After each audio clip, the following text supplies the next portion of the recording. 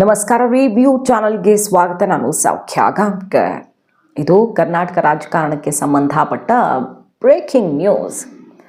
BJP high command ಕುಮಾರಸ್ವಾಮಿಯವರ ಸುತ್ತ ಎಂಥ ಪ್ಲ್ಯಾನನ್ನು ready ಮಾಡಿದೆ. ಕುಮಾರಸ್ವಾಮಿಯವ್ರಿಗೆ ಬಹುದೊಡ್ಡ ಗಿಫ್ಟ್ ಕೊಡೋದಕ್ಕೆ ಮೋದಿ ಶಾ ರೆಡಿಯಾಗಿದ್ದಾರೆ. ಸದ್ಯ ಈಗ ಗಮನಿಸ್ತಾ ಇರ್ಬೋದು ನೀವು, BJP JDS ಮರ್ಜ್ ಆಗಿಬಿಡುತ್ತಾ, ಕುಮಾರಸ್ವಾಮಿ BJPಲಿ ಸೇರಿ ಹೋಗ್ತಾರಾ ಅಂತೆಲ್ಲ DK ನಡುವೆ ಸಿಕ್ಕಾಪಟ್ಟೆ ಫೈಟ್ ನಡೀತಾ ಇದೆಯಲ್ಲ. ಆದರೆ ಅಸಲಿಯತ್ ಏನು, ಇದರ ಸೀಕ್ರೆಟ್ ಏನು, ಎಲ್ಲಿಂದ ಶುರುವಾಗಿದ್ದಿದು, ಹೈಕಮಾಂಡ್ ಲೆವೆಲಲ್ಲಿ ಡೆಲ್ಲಿ ಲೆವೆಲಲ್ಲಿ ನಡೆದಿರುವ ಮಾತುಕತೆ ಏನು, ಆ ಇಂಟ್ರೆಸ್ಟಿಂಗ್ ರಿಪೋರ್ಟನ್ನು ನಿಮ್ಮ ಮುಂದೆ ಇಡ್ತಾ ಹೋಗ್ತೀವಿ. ಕರ್ನಾಟಕ ರಾಜಕಾರಣದಲ್ಲಿ ವಿತ್ ನಂಬರ್ಸ್ BJP ಹೈಕಮಾಂಡ್ನ ಬ್ಲೂ ಪ್ರಿಂಟ್ ಈಗ ರೆಡಿ ಆಗಿರೋದು. ಮಿಸ್ ಮಾಡದೆ ನಮ್ಮ ಚಾನಲ್ನ ಸಬ್ಸ್ಕ್ರೈಬ್ ಮಾಡಿ, ನಿಮ್ಮ ಅಭಿಪ್ರಾಯ ಕಮೆಂಟ್ ಮಾಡಿ ತಿಳಿಸಿ. ವೀಕ್ಷಕರೇ, ಈ ಸ್ಟೇಟ್ಮೆಂಟ್ ಒಂದು 4 ದಿನಗಳ ಹಿಂದೆ DK ಶಿವಕುಮಾರ್ ಅವ್ರು ಕೊಟ್ಟರು. ಹೇಳೋಕ್ಕಾಗಲ್ಲ, JDS ಸದ್ಯದಲ್ಲೇ BJP ಜೊತೆ ವಿಲೀನ ಆದರೂ ಆಗಬಹುದು ಅಂತ. ಆಮೇಲೆ ಜಟಾಪಟಿ ಶುರುವಾಗಿದೆ ಅಲ್ವಾ, ಹೊತ್ಕೊಂಡು ಬಿಟ್ಟಿದೆ ಇಬ್ಬರ ನಡುವೆ.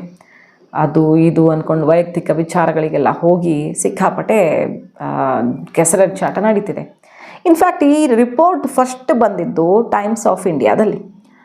ಇವರೆಲ್ಲ ಮಾತುಕತೆ ಶುರು ಮಾಡೋಕ್ಕಿಂತ 2 ದಿನ ಮುಂಚೆನೇ ಪ್ರತಿಷ್ಠಿತ ಪತ್ರಿಕೆಯಲ್ಲಿ, ಆಂಗ್ಲ ಪತ್ರಿಕೆಯಲ್ಲಿ ಈ ಸುದ್ದಿ ಬರುತ್ತೆ. ಏನು, ಓಲ್ಡ್ ಮೈಸೂರು ಓಟ್ಸ್ ಮೇಲೆ ಕಣ್ಣಿಟ್ಟಿರುವ BJP JDS ಅನ್ನು ವಿಲೀನಗೊಳಿಸ್ಕೊಳ್ಳತ್ತಾ ಅನ್ನೋದೊಂದು ರಿಪೋರ್ಟು ಜನವರಿ 6ನೇ ತಾರೀಕು ಬಂತು. ಅದಾದ ಮೇಲೆ ಇದೆಲ್ಲ ಶುರುವಾಗಿತ್ತು. DK ಶಿವಕುಮಾರ್ ಅವ್ರ ಸ್ಟೇಟ್ಮೆಂಟ್ ನೆಕ್ಸ್ಟ್ ಡೇನೇ ಬರುತ್ತೆ.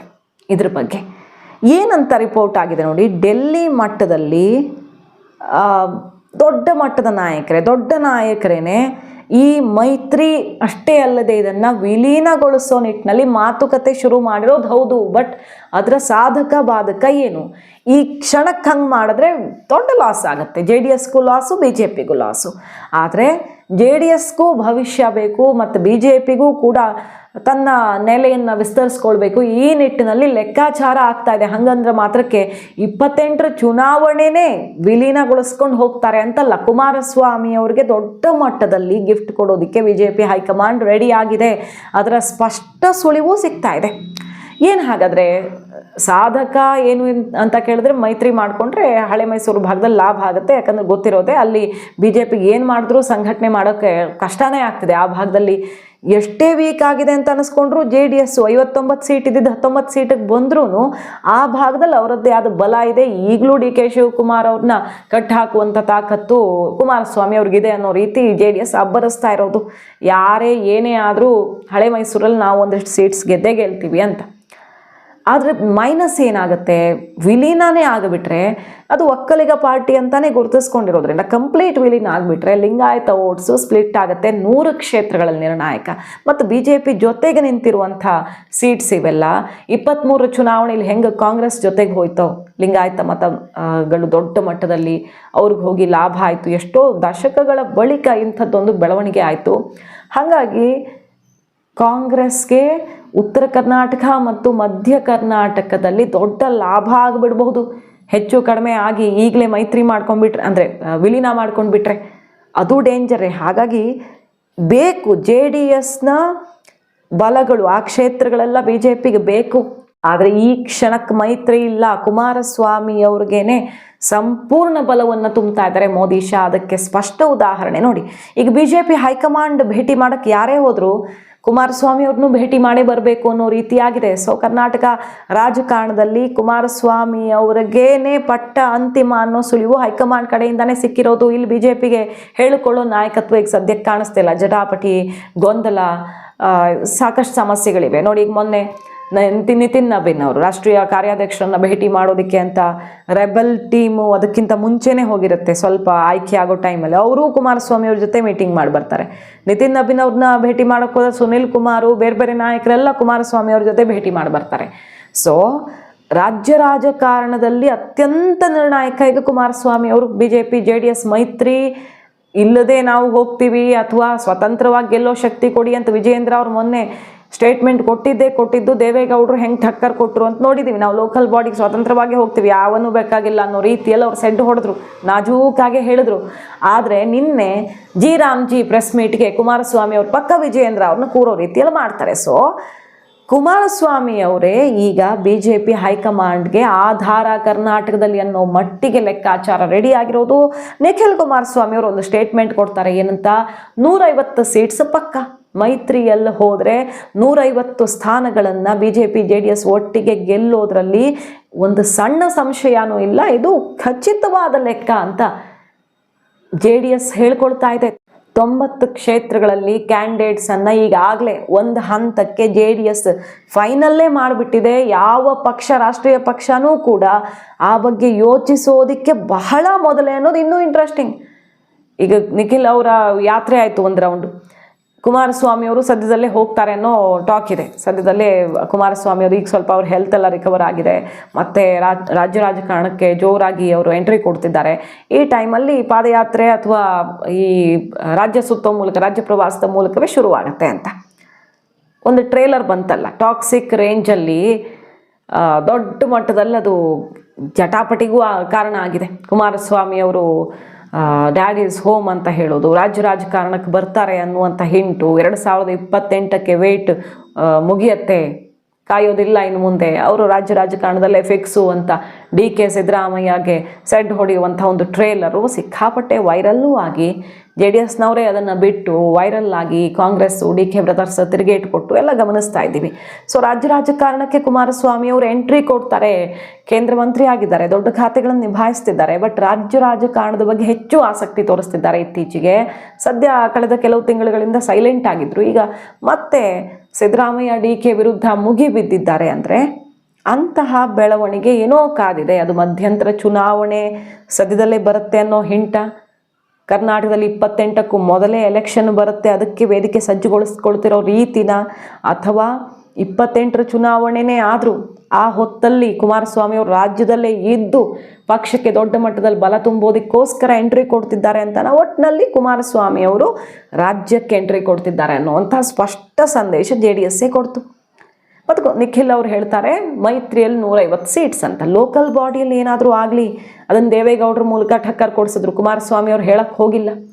ನೋಡೋಣ ಅಂತಾರೆ ಅವರು, ಹೈಕಮಾಂಡ್ ಲೆವೆಲಲ್ಲಿ ಮಾತುಕತೆ ಆಗುತ್ತೆ ಅನ್ನೋ ಮೂಲಕ. ಲೋಕಲ್ ಆಗಿ BJP ಜೊತೆ ಇರುವಂಥ ಮುನಿಸಿಗೆ ನಾನು ರಿಯಾಕ್ಟ್ ಕೂಡ ಮಾಡಲ್ಲ, ಎಲ್ಲ ಹೈ ಲೆವೆಲಲ್ಲಿ ತೀರ್ಮಾನ ಆಗಿದ್ದಾಗಿದೆ, ಇಲ್ಲಿನವ್ರು ಏನು ಹೇಳಿದ್ರು ಮೈ ಪರಚಿಕೊಂಡ್ರು ಅಷ್ಟೇ ಅನ್ನೋ ರೀತಿಯಲ್ಲಿ ಕುಮಾರಸ್ವಾಮಿ ಅವರು ಬಿಗ್ ಮೆಸೇಜ್ ಕೊಟ್ಟಿದ್ದಾರೆ. ಈಗ ಗಮನಿಸ್ತಾ ಇದ್ದೀವಿ, ಲೋಕಲ್ ಬಾಡಿ ಎಲೆಕ್ಷನ್ ಸದ್ಯದಲ್ಲೇ ಬರುತ್ತೆ. DK HDK ನಡುವೆ ಹೊತ್ತುಕೊಂಡಿರೋದನ್ನು ನೋಡಿದ್ರೆ ಅರ್ಥ ಆಗುತ್ತೆ, ಇದು ರಾಜಕೀಯದ ಬಿಸಿಯಿಂದಾನೇ, ಎಲೆಕ್ಷನ್ ಬಿಸಿಯಿಂದಾನೇ ಶುರುವಾಗಿರೋದು ಅಂತ.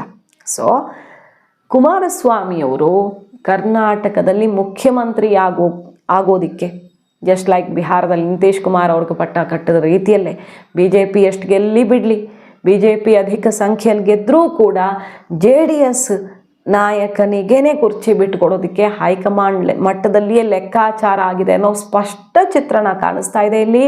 ಯಾಕಂದರೆ BJPಗೆ ಸ್ವಂತ ಬಲದಲ್ಲಿ 80, 90, 100 ತನಕ ಹೋದ್ರೂ ಅಧಿಕಾರ ಸಿಗಲ್ಲ, ಆಪ್ಷನ್ ಇರಲ್ಲ. ಸೊ JDS ಜೊತೆಗೆ ಪೂರ್ವ ತಯಾರಿ ಈಗಿನಿಂದಾನೇ ಚೆನ್ನಾಗಿ ಹೋಗಿಬಿಟ್ರೆ ಹೆಚ್ಚು ಕ್ಷೇತ್ರಗಳನ್ನು ಗೆಲ್ಲೋದಕ್ಕೂ ಸಾಧ್ಯ ಆಗುತ್ತೆ. BJP 100 ಕ್ರಾಸ್ ಆಗಿ JDS 50 ಹತ್ತತ್ರಕ್ಕೆ ಹೋಗಿ ನಿಂತು ಬಿಟ್ರೆ, ನಾಳೆ ಎಲೆಕ್ಷನ್ ಆದ ಮೇಲೆ ವಿಲೀನದ ಸ್ವರೂಪವನ್ನು ಅದು ಪಡ್ಕೊಳ್ಬಹುದು. ಈಗಲೇ ತರಾತುರಿಯಲ್ಲಿ ಏನೂ ಮಾಡದೆ ಎಲೆಕ್ಷನ್ ಆದ ಬಳಿಕ ವಿಲೀನ ಮಾಡಿದ್ರೆ ಮುಂದಿನ ಎಲೆಕ್ಷನ್ ಬರೋ ತನಕ ಇನ್ನು 5 ವರ್ಷ ಟೈಮ್ ಸಿಗತ್ತೆ. 28ರ ಚುನಾವಣೆಯಲ್ಲಿ ಗೆದ್ದುಕೊಂಡು ಬಿಟ್ಟರೆ ಅಲ್ಲಿಗೆ ನಿಧಾನಕ್ಕೆ ವಿಲೀನ ಪ್ರಕ್ರಿಯೆ ಶುರುವಾಗಬಹುದು. ಅಂತಹ ಸುಳಿವನ್ನೇ ಈ ರಿಪೋರ್ಟ್ಸು ಕೊಡ್ತಾ ಇರೋದು. ನೋಡಬೇಕು, ಕಾದು ನೋಡಬೇಕು, ಅದಕ್ಕೆ ಸಮಯ ಅಂತೂ ಇದೆ. ಈ ಕ್ಷಣಕ್ಕಂತೂ ಅಂಥದ್ದೇನೂ ಇಲ್ಲ. ಈಗ ಸದ್ಯಕ್ಕೆ ಚಿಹ್ನೆ ಬದಲಾವಣೆಗೆ ನಿಂತಿದ್ದಾರೆ.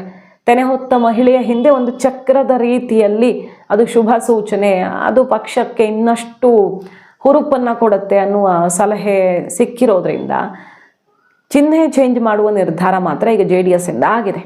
ಹಾಗಾಗಿ ಈಗ ಕುಮಾರಸ್ವಾಮಿಯವರು ಮತ್ತಷ್ಟು ಬಲದೊಂದಿಗೆ ರಾಜ್ಯಕ್ಕೆ ಎಂಟ್ರಿ ತಗೊಂಡಿದ್ದಾರೆ ಮತ್ತು CM ಆಗೋದು ಖಚಿತ ಅನ್ನೋ ರೀತಿ ಮೋದಿ, ಅಮಿತ್ ಶಾ, ಅಭಯ ಅವ್ರಿಗೆ ಸಿಕ್ಕಿರೋದ್ರ ಸ್ಪಷ್ಟ ಸುಳಿವು ಕಾಣಿಸ್ತಿದೆ. ಕಾನ್ಸ್ಟಿಟ್ಯೂನ್ಸಿ ಸಹಿತ 80ರಿಂದ 90 ಕ್ಯಾಂಡಿಡೇಟ್ಸ್ ರೆಡಿ ಮಾಡ್ಕೊಂಡು ಬಿಡಿ ಅನ್ನೋ ಸುಳಿವು ಕೂಡ ಅವರಿಗೆ ಮೇಲಿಂದ ಸಿಕ್ಕಿರೋದ್ರಿಂದ ಆ ಹುರುಪು ಅವರಲ್ಲಿ ಕಾಣಿಸ್ತಾ ಇರೋದು. BJP ನಾಯಕರು ಅದನ್ನು ಅಕ್ಸೆಪ್ಟ್ ಮಾಡಿಕೊಂಡೇ ಹೋಗಬೇಕು. ಇಲ್ಲಿ ಕಂಡೀಷನ್ನೇ ಅದು, ಇಲ್ಲಿನ ನಾಯಕರಿಗೆ ಯಾರು ಸಾರಥ್ಯ ವಹಿಸ್ತಾರೋ ಅವರು JDS ಜೊತೆಗೆ ಹಾಲು ಜೇನ್ನಂತ ಹೊಂದ್ಕೊಂಡು ಹೋಗೋದೇ ಒಂದನೇ ಕಂಡೀಷನ್ನು, ಅದು ಕೂಡ ಕಾಣಿಸ್ತಾ ಇದೆ. ಸೊ ಮುಂದಿನ ದಿನಗಳಲ್ಲಿ 5 ವರ್ಷ ಮತ್ತೆ 28 ಚುನಾವಣೆ ಬಳಿಕ ಸಿಗೋ ಸಮಯದಲ್ಲಿ ನಿಧಾನಕ್ಕೆ ಲಿಂಗಾಯತರು ಬೇಸರಗೊಳ್ಳದ ರೀತಿಯಲ್ಲಿ ಸಹಜವಾಗಿ ಒಂದು ತಾಳಮೇಳ ಹೊಂದಿಸ್ಕೊಂಡು ಬಿಡೋದು, ಒಕ್ಕಲಿಗ ಕ್ಷೇತ್ರಗಳು ಕೂಡ BJPಗೆ ಅನುಕೂಲ ಆಗೋ ರೀತಿಯಲ್ಲಿ, ಲಿಂಗಾಯತ ಮತಗಳು ಕೈ ತಪ್ಪದ ರೀತಿಯಲ್ಲಿ ಬ್ಯಾಲೆನ್ಸ್ ಆ್ಯಕ್ಟನ್ನು BJP ಮಾಡೋದಕ್ಕೆ ಅವಕಾಶ ಆಗತ್ತೆ. ಅದಕ್ಕೆ ಪೂರ್ವ ತಯಾರಿಯಷ್ಟೇ ಈಗ ಶುರುವಾಗಿರೋದು.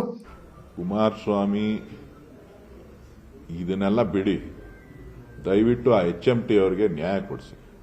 ಸುಮ್ಮನೆ ಯಾಕೆ ಇಲ್ಲದೆ ಇರೋದನ್ನೆಲ್ಲ ಹೇಳಕ್ ಬರ್ತೀರಿ? ಆ ಗಾಣಗ ರವಿ ನಮ್ಮ ಶಾಸಕರು 100 ಎಕರೆ ಜಾಗ ಕೊಟ್ಟಿದ್ದಾರಂತೆ, ಇಡ್ಕೊಟ್ಟಿದ್ದಾರಂತೆ. ಅವ್ರಿಗೆ ಎಲ್ಲಿದೆ ಅಧಿಕಾರ ಅಂತ ಅಂದ್ರೆ ಅವ್ರಿಗೆ ಅಧಿಕಾರ ಇದೆಯೋ ಇಲ್ವೋ? ಜಾಗ ತೋರಿಸಿದ್ದಾರೆ, ಸರ್ಕಾರಿ ಜಾಗ ಗುರುತಿಸಿದ್ದಾರೆ. ಅಲ್ಲಿಯ ಜನರಿಗೆ ಉದ್ಯೋಗ ಕೊಡಿಸ್ಲಿಕ್ಕೆ ನಿಮ್ಮ ಇಲಾಖೆಯಿಂದ ಏನ್ ಮಾಡ್ತೀರಿ ಅದನ್ನ ಹೇಳಿ. ಕೇವಲವಾದಂತ ಮಾತುಗಳನ್ನಾಡೋದನ್ನ ಬಿಟ್ಟು ರಾಜ್ಯದ ಹಿತವನ್ನ ಕಾಪಾಡೋದನ್ನ ಕಲ್ತ್ಕೊಳ್ಳಿ. HMT ಉದ್ಧಾರ ಮಾಡೋದಕ್ಕೆ ಹೇಳ್ತಿದ್ರಲ್ಲ, ಅದನ್ನ ಮಾಡಿ.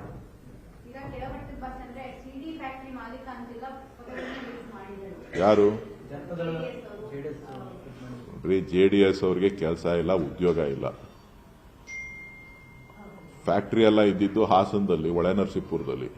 ಹೊಳೆನರಸೀಪುರಕ್ಕೆ ಹೋಗಿ ಕೇಳ್ಕೊಳ್ಳಿ, ಹೊಳೆನರಸೀಪುರಕ್ಕೆ ಹೋಗಿ ಕೇಳಲಿ, ಪದ್ಮನಾಭ ನಗರಕ್ಕೆ ಹೋಗಿ ಕೇಳಲಿ ಎಲ್ಲಿ ಫ್ಯಾಕ್ಟರಿ ಇತ್ತು ಅಂತ. ಯಾರು ಬೇಡ ಅಂದವರು? ಫ್ಯಾಕ್ಟರಿ ಎಲ್ಲಿತ್ತು ಅಂತ ಅಲ್ಲೇ ಕೇಳ್ಕೊಳ್ಳಿ, ಯಾರು ಬೇಡ ಅಂದವರು? ಫ್ಯಾಕ್ಟರಿ ಯಾರು ಮ್ಯಾನುಫ್ಯಾಕ್ಚರ್ ಮಾಡ್ತಾ ಇದ್ರು ಅಂತ ಗೊತ್ತಿದೆಯಲ್ಲ ಈಗ. ಹೊಳೆನರಸೀಪುರ ಇನ್ನ ಬೇಕಾ? ಹಾಸನಕ್ಕಿನ್ನ ಉದಾಹರಣೆ ಬೇಕಾ? ಇಡೀ ದೇಶದಲ್ಲಿ ಅತ್ಯಂತ ಹೀನಾಯವಾದ ಕೃತ್ಯ ಯಾವುದಾದ್ರೂ ಒಬ್ಬ ಇತ್ತು ಅಂತ ಅಂದ್ರೆ ಅದು ಹಾಸನ ನಡೆದಂತ ದುರ್ಘಟನೆ. ಅದ್ರ ಬಗ್ಗೆ ಒಂದು ವಿಷಾದ ವ್ಯಕ್ತಪಡಿಸಕ್ಕಾಗದೇ ಇರುವಂತ JDSನ ಮುಖಂಡರುಗಳು ಯಾರ್ಯಾರು ಟ್ವೀಟ್ ಮಾಡ್ತಾ ಇದ್ದಾರೆ, ಅವರುಗಳಿಗೆ ಈ ಬೇರೆದ್ರ ಬಗ್ಗೆ ಮಾತಾಡೋದಕ್ಕೆ ನೈತಿಕತೆ ಎಲ್ಲಿದೆ?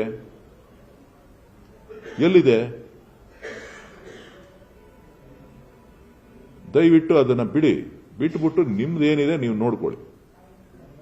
ಇಲ್ಲ ಏನೋ ಪ್ರೆಸ್ಟೀಜ್ಗೋಸ್ಕರವಾಗಿ, ಪ್ರತಿಷ್ಠೆಗೋಸ್ಕರವಾಗಿ ಈ ಯೋಜನೆ ತಂದಿರತಕ್ಕಂಥದ್ದಲ್ಲ.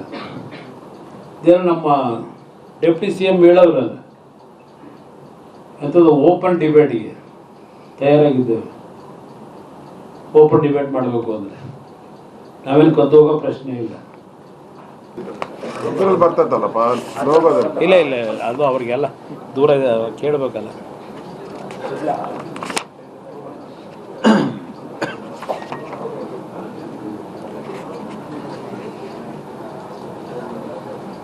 ಇಲ್ಲಿ ಸೋಷಿಯಲ್ ಆಡಿಟ್ ಯೂನಿಟ್ನಲ್ಲಿ ಟೋಟಲ್ ನಂಬರ್ ಆಫ್ ಕೇಸಸ್ ಅಂದ್ರೆ irregularities numbers and recoverable amount ಅಂತಕ್ಕಂಥದ್ದು, ಅದನ್ನ ಪ್ರಹ್ಲಾದ್ ಜೋಶಿ ಅವರು ಹೇಳಿರ್ತಕ್ಕಂಥದ್ದು. ಕೋಟಿ 11 ಲಕ್ಷ ಕೋಟಿ ಅಲ್ಲ, ಯಾಕೆಂದ್ರೆ ಖರ್ಚಾಗಿರೋದೇ 11 ಲಕ್ಷ ಕೋಟಿ. ಏನ್ ಹೇಳ್ತಾರೆ? 11,03,876 ಕೋಟಿ ಇಲ್ಲಿ ಇರೆಗ್ಯುಲಾರಿಟೀಸ್ ಆಗಿರ್ತಕ್ಕಂಥದ್ದು.